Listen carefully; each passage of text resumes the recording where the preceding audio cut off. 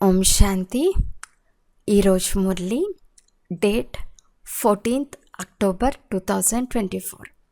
బాబా చెప్తున్నారు, మధురమైన పిల్లల్లారా, ఇక్కడ మీరు సత్సంగంలో కూర్చుని ఉన్నారు. మీరు మాయవీ కుసంగాలకు వెళ్ళరాదు. చెడు సాంగత్యం వలన సంశయ రూపంలో ఆటంకాలు వస్తాయి. ప్రశ్న: ఈ సమయంలో ఏ మనిషిని కూడా ఆధ్యాత్మికము అని అనరాదు. ఎందుకు? జవాబు: ఎందుకంటే అందరూ దేహాభిమానంలో ఉన్నారు. దేహాభిమానంలో ఉన్నవారు స్పిరిచువల్ అని ఎలా పిలువబడతారు?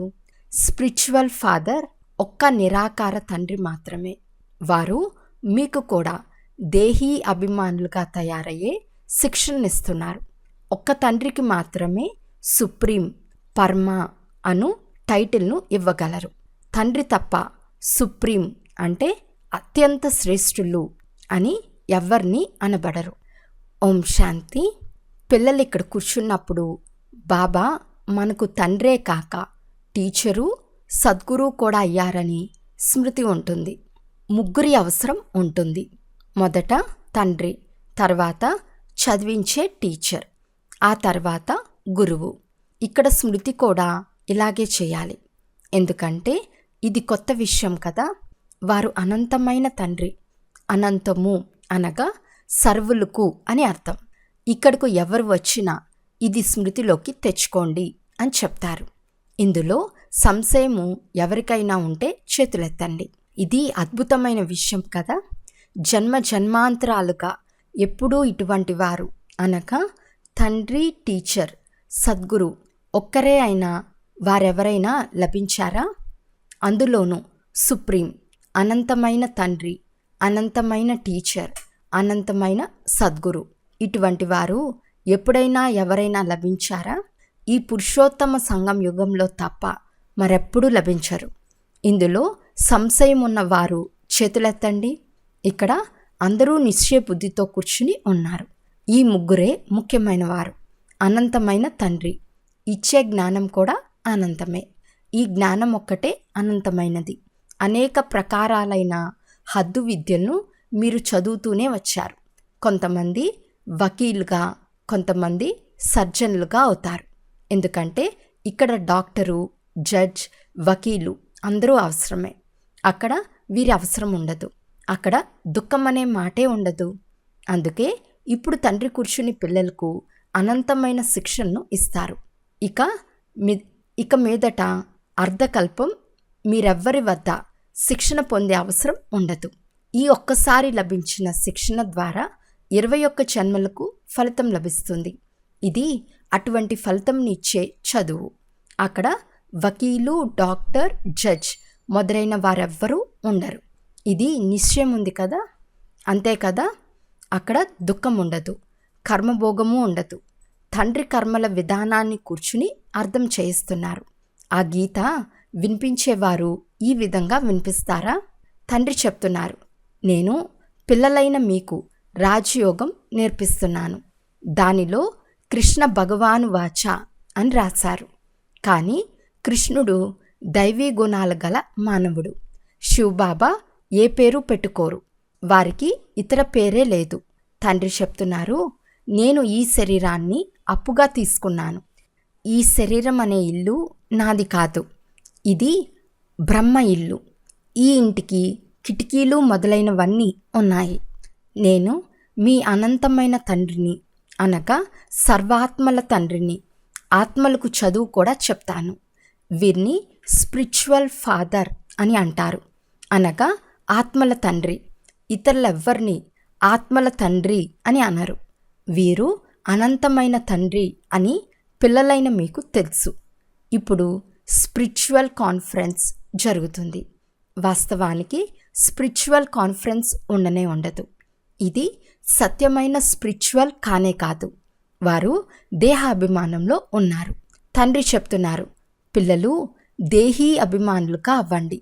దేహాభిమానాన్ని వదిలేయండి. ఈ విధంగా ఎవరూ చెప్పరు. స్పిరిచువల్ అనే పదం ఇప్పుడే రాస్తున్నారు. ఇంతకుముందు రిలీజియస్ కాన్ఫరెన్స్ అనేవారు. స్పిరిచువల్కు అర్థం వారికి తెలియనే తెలియదు. స్పిరిచువల్ ఫాదర్ అనగా నిరాకార తండ్రి. ఆత్మలైన మీరే స్పిరిచువల్ పిల్లలు. స్పిరిచువల్ ఫాదర్ వచ్చి మిమ్మల్ని చదివిస్తున్నారు. ఈ జ్ఞానము ఇతరులెవ్వరిలోనూ లేదు. తండ్రి స్వయంగా కూర్చుని తానెవ్వరో అర్థం చేయిస్తున్నారు. గీతలో ఇది లేదు. నేను మీకు అనంతమైన శిక్షణనిస్తున్నాను. ఇందులో వకీలు, జడ్జ్, సర్జన్ మొదలైన వారి అవసరం లేదు. ఎందుకంటే అక్కడ అపారమైన సుఖం ఉంటుంది. దుఃఖానికి నామరూపాలు కూడా ఉండవు. ఇక్కడ సుఖానికి నామరూపాలు లేనేలేవు. ఇలా జరుగుటును ప్రాయలోపమని అంటారు.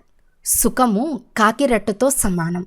అంత కొంచెమే సుఖముంటే అనంతమైన సుఖం లభించే జ్ఞానం ఎలా ఇస్తారు? మొదట దేవీ దేవతల రాజ్యం ఉన్నప్పుడు సత్యత 100% ఉండేది. ఇప్పుడు అంతా అసత్యమే అసత్యం ఉంది. ఇది అనంతమైన జ్ఞానం. ఇది మానవ సృష్టి వృక్షం. దీనికి బీజము నేను అని మీకు తెలుసు. వారిలో వృక్ష జ్ఞానం సంపూర్ణంగా ఉంది. మానవులకు ఈ జ్ఞానం లేదు. నేను చైతన్య బీజ రూపాన్ని. నన్ను జ్ఞానసాగరుడని అంటారు. జ్ఞానం వలన సెకండ్లో గతి సద్గతి జరుగుతుంది. నేను సర్వుల తండ్రిని. నన్ను తెలుసుకుని గుర్తించినందున పిల్లలైన మీకు వారసత్వం లభిస్తుంది. కానీ రాజధాని కదా, స్వర్గంలో కూడా నెంబర్ వార్ పదవులు చాలా ఉంటాయి. ఆ తండ్రి ఒకే విధమైన చదువును చదివిస్తారు. చదివేవారు నెంబర్ వార్గా ఉండనే ఉంటారు. ఇందులో ఇతర చదువుల అవసరం ఉండదు. అక్కడ ఎవరు జబ్బు పడరు. అక్కడ ధన సంపదన కొరకు చదువుకోరు. మీరు ఇక్కడి నుండి అనంతమైన వారసత్వం తీసుకెళ్తారు. అక్కడ మనకు ఈ పదవి ఎవరు ఇప్పించారో కూడా తెలియదు. ఇక్కడ మీరు అవన్నీ అర్థం చేసుకుంటారు. హద్దుల్లోని జ్ఞానాన్ని మీరు చదువుతూ వచ్చారు.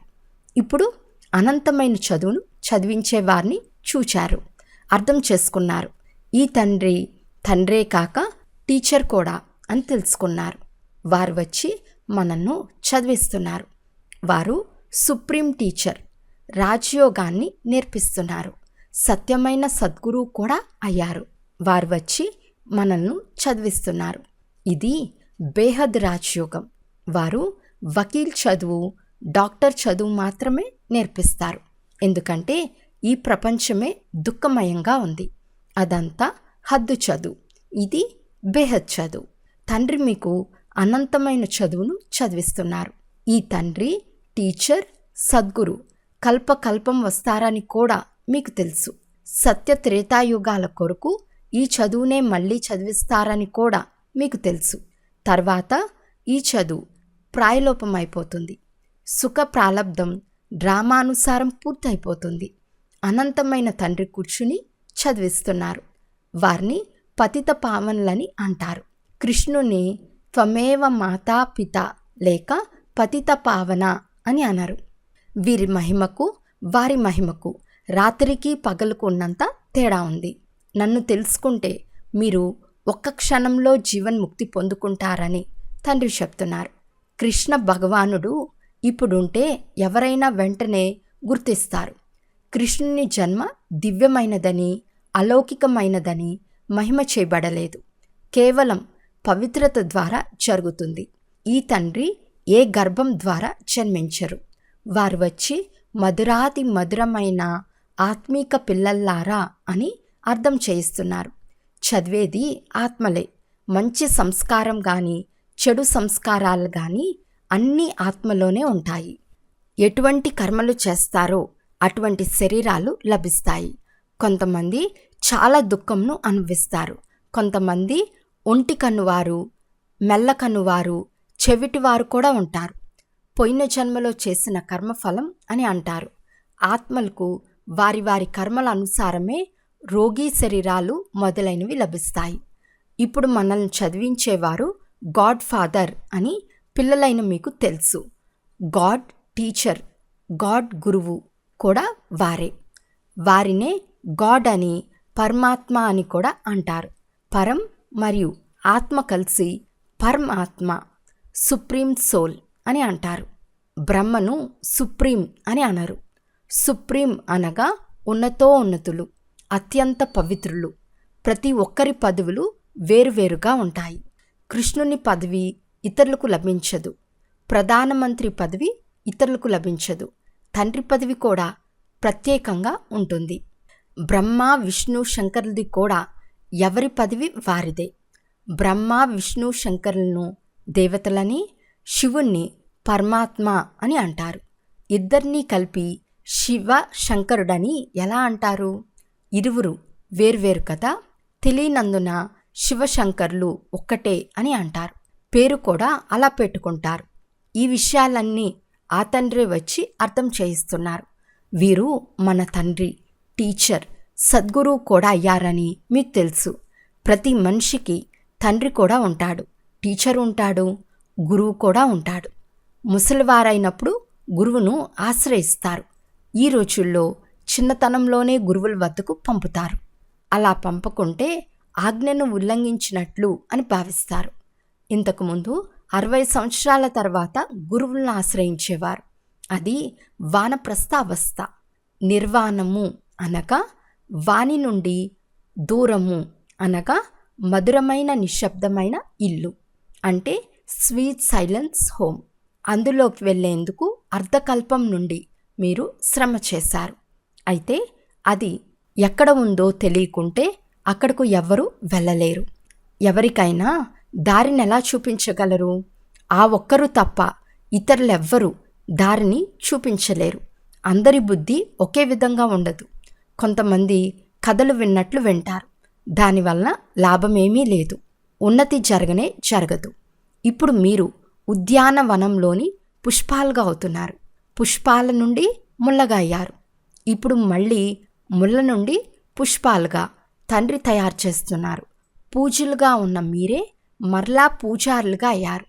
84 జన్మల్లో సతోప్రధానం నుండి తమోప్రధానంగా పతితులుగా అయ్యారు. తండ్రి మెట్ల చిత్రంను విశదంగా తెలిపించారు. ఇప్పుడు మళ్ళీ పతితం నుండి పావనంగా ఎలా అవుతారో ఎవ్వరికీ తెలియదు. ఓ పతిత పావన, రండి, వచ్చి పావనంగా చేయండి అని మహిమ కూడా చేస్తారు. అలాంటప్పుడు మళ్ళీ నదులను, సముద్రాన్ని పతిత పావన్లు అని భావించి అందులో స్నానం ఎందుకు చేస్తారు? గంగా నదిని పతిత పావని అని అంటారు. కానీ నదులన్నీ ఎక్కడి నుండి వెలువడ్డాయి? సముద్రం నుండే కదా. నదులన్నీ సాగరుని సంతానం. అందువలన ప్రతి విషయాన్ని బాగా అర్థం చేసుకోవాల్సి ఉంటుంది. ఇక్కడ పిల్లలైన మీరు సత్సంగంలో కూర్చుని ఉన్నారు. బయట చెడు సాంగత్యంలోకి వెళ్తే మీకు విరుద్ధమైన విషయాలను చాలా వినిపిస్తారు. మీరు ఈ విషయాలన్నీ మళ్ళీ మర్చిపోతారు. చెడు సాంగత్యంలోకి వెళ్ళటం వలన ఆటంకాలు ఏర్పడతాయి, సంశయం కలుగుతుంది. అయితే ఈ బాబా చెప్పిన విషయాలు మర్చిపోరాదు. బాబా మన అనంతమైన తండ్రే కాక టీచర్ కూడా. ఆవలి తీరానికి కూడా తీసుకెళ్తారు. ఈ నిశ్చయంతోనే మీరు ఇక్కడికి వచ్చారు. అదంతా లౌకిక చదువు, లౌకిక భాషలు. ఇది అలౌకిక చదువు. నా జన్మ కూడా అలౌకికమే అని తండ్రి చెప్తున్నారు. నేను అప్పు తీసుకుంటాను, అది కూడా పాత చెప్పును తీసుకుంటాను, అది కూడా అన్నిటికంటే పాతది. తండ్రి తీసుకున్న ఈ పాత చెప్పును లాంగ్ బూట్ అని అంటారు. ఇది ఎంతో సహజమైన విషయం. ఇది మర్చిపోరాదు. కానీ ఎంత సులభమైన విషయాలను కూడా మరిపింపచేస్తుంది. తండ్రే కాక అనంతమైన శిక్షణని ఇచ్చేవారు. ఈ చదువు మరెవ్వరూ చెప్పలేరు. బాబా చెప్తున్నారు, ఎక్కడైనా ఇది లభిస్తుందేమో వెళ్ళి చూడండి. అందరూ మనుషులే, వారు ఈ జ్ఞానంను ఇవ్వలేరు. భగవంతుడు ఒకే రథంను తీసుకుంటారు. దానిని భాగ్యశాలి రథమని అంటారు. ఇతనిలోనే తండ్రి ప్రవేశించి పదమాపదం భాగ్యశాలిగా చేస్తారు. చాలా సమీపంగా ఉండే పూస. ఇతడు బ్రహ్మ నుండి విష్ణువుగా అవుతాడు. శివబాబా ఇతనికే కాదు, ఇతని ద్వారా మిమ్మల్ని కూడా విశ్వానికి అధికారులుగా చేస్తారు. విష్ణుపురి స్థాపన అవుతుంది. దీనిని రాజ్యస్థాపన కొరకు రాజయోగమని అంటారు.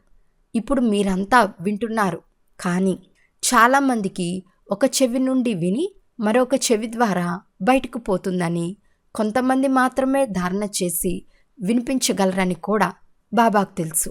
అటువంటి వారిని మహారథులని అంటారు. విని ధారణ చేస్తారు.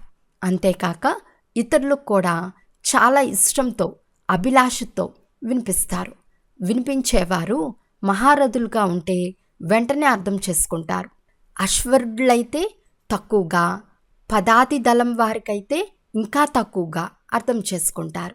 తండ్రికి మహారథులెవరో, అశ్వరులెవరో బాగా తెలుసు. ఇందులో తికమక చెందే విషయం ఏదీ లేదు. కానీ పిల్లలు తికమక చెంది సంశయపడి తూగుతూ ఉంటారు. కనులు మూసుకుని కూర్చుంటారు. సంపాదనలో ఎప్పుడైనా తూగు వస్తుందా? అలా తూగుతూ ఉంటే ధారణ ఎలా అవుతుంది? ఆవలింతలు వస్తే వీరు అలసిపోయారని బాబా భావిస్తారు. సంపాదనలో ఎప్పుడు అలసట రాదు. ఆవలింతలు ఉదాసీనతకు గుర్తు.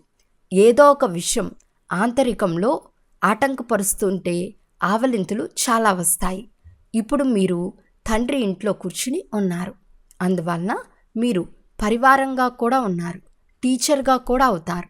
మార్గంను చూపించే గురువుగా కూడా అవుతారు. మిమ్మల్ని మాస్టర్ గురువు అని అంటారు. అందువలన తండ్రికి కుడిభుజంగా అవ్వాలి కదా. మీరు అనేక మందికి కళ్యాణం చేయగలరు. అన్ని వ్యాపారాల్లో నష్టం ఉంటుంది. కానీ ఇది వ్యాపారం చేయకునే నరుణ్ నుండి నారాయణ్గా చేసే వ్యాపారం. అందువలన తండ్రికి కుడిభుజంగా అవ్వాలి కదా. మీరు అనేక మందికి కళ్యాణం చేయగలరు. అన్ని వ్యాపారాల్లో నష్టం ఉంటుంది. కానీ ఇది వ్యాపారం చేయకునే నరుణ్ నుండి నారాయణ్గా చేసే వ్యాపారం. అందరి సంపాదన సమాప్తమైపోతుంది. నరుణ్ నుండి నారాయణ్గా అయ్యే చదువు ఈ తండ్రి ఒక్కరు మాత్రమే నేర్పిస్తారు. కావున ఏ చదువు చదవాలి? చాలా ధనం ఉండేవారు స్వర్గం ఇక్కడే ఉందని భావిస్తారు. గాంధీ రామరాజ్యంను స్థాపన చేశాడా? అరే, ఈ ప్రపంచం పాతది, తమోప్రధానమైంది కదా. పోను పోను దుఃఖం ఇంకా పెరుగుతూనే ఉంటుంది. ఇటువంటి దాన్ని రామరాజ్యం అని ఎలా అంటారు? మనుషులు ఎంతో తెలివిహీనులైపోయారు. తెలివిహీనులను తమోప్రధానులు అని అంటారు. తెలివిగలవారైతే సతోప్రధానులు అని అంటారు. ఈ చక్రం తిరుగుతూనే ఉంటుంది. ఇందులో తండ్రిని అడిగేది ఏమీ ఉండదు. రచయితల జ్ఞానం ఇవ్వటం తండ్రి కర్తవ్యం. వారేమో ఇస్తూనే ఉంటారు. మురళిలో అన్ని విషయాలు అర్థం చేయిస్తూ ఉంటారు. అన్నిటికీ జవాబు లభిస్తుంది. ఇంకా అడిగేది ఏముంది? తండ్రి తప్ప మరెవ్వరూ అర్థం చేయించలేరు. అందువలన ఎలా ప్రశ్నించగలరు? ఇది కూడా బోర్డుపై రాయండి. 21 జన్మలకు సదా ఐశ్వర్యవంతులుగా, సదా ఆరోగ్యవంతులుగా అవ్వాలి అనుకుంటే వచ్చి తెలుసుకోండి. అచ్చా, మధురాతి మధురమైన అపురూపమైన పిల్లలకు మాతాపిత బాప్దాదాల ప్రియ స్మృతులు మరియు గుడ్ మార్నింగ్. ఆత్మీక పిల్లలకు ఆత్మీక తండ్రి నమస్తే. ఆత్మీక తండ్రికి ఆత్మీక పిల్లల యొక్క ప్రియ స్మృతులు మరియు నమస్తే నమస్తే నమస్తే. ధారణ కొరకు ముఖ్య సారం. ఫస్ట్ పాయింట్, తండ్రి వినిపించేదంతా విని మంచి రీతిగా ధారణ చేయాలి. ఇతరులకు చాలా అభిరుచితో వినిపించాలి. ఒక్క చెవితో విని మరొక చెవితో వదిలేరాదు. సంపాదించుకునే సమయంలో ఎప్పుడు ఆవలించరాదు. సెకండ్ పాయింట్, బాబాకు కుడి భుజమై అనేక మంది కళ్యాణం చేయాలి. నరుణ్ నుండి నారాయణ్గా తయారయ్యి ఇతరులను తయారు చేసే కర్తవ్యం చేయాలి. వరదానము, ఎవరి గురించైనా వ్యర్థ సమాచారం విని దానిపై ఆసక్తిని పెంచుకునేందుకు బదులు ఫుల్ స్టాప్ పెట్టే పరమతం నుండి ముక్త భవ. చాలామంది పిల్లలు నడుస్తూ నడుస్తూ శ్రీమతంతో పాటు ఆత్మల పరమతాన్ని మిక్స్ చేసేస్తారు. ఎవరైనా బ్రాహ్మణ ప్రపంచం యొక్క సమాచారాన్ని వినిపిస్తూ ఉంటే ఆ సమాచారాన్ని చాలా ఆసక్తితో వింటారు. విని ఏమీ చేయలేరు, కానీ వినిపిస్తారు. కనుక ఆ సమాచారం బుద్ధిలోకి వెళ్ళిపోతుంది. సమయం వృధా అవుతుంది. అందువలన తండ్రి ఆజ్ఞ ఏమిటంటే విన్నట్లు ఉండండి. ఎవరైనా వినిపించినా మీరు ఫుల్ స్టాప్ పెట్టేయండి. ఏ వ్యక్తిని గురించి విన్నారో వారి పట్ల దృష్టి లేక సంకల్పంలో కూడా అయిష్టం ఉండరాదు. అప్పుడు పరమతం నుండి ముక్తులని అంటారు. స్లోగన్: ఎవరి హృదయం విశాలంగా ఉంటుందో వారి స్వప్నంలో కూడా హద్దు సంస్కారాలు ఉత్పన్నమవ్వవు. అచ్చా. ఓం శాంతి.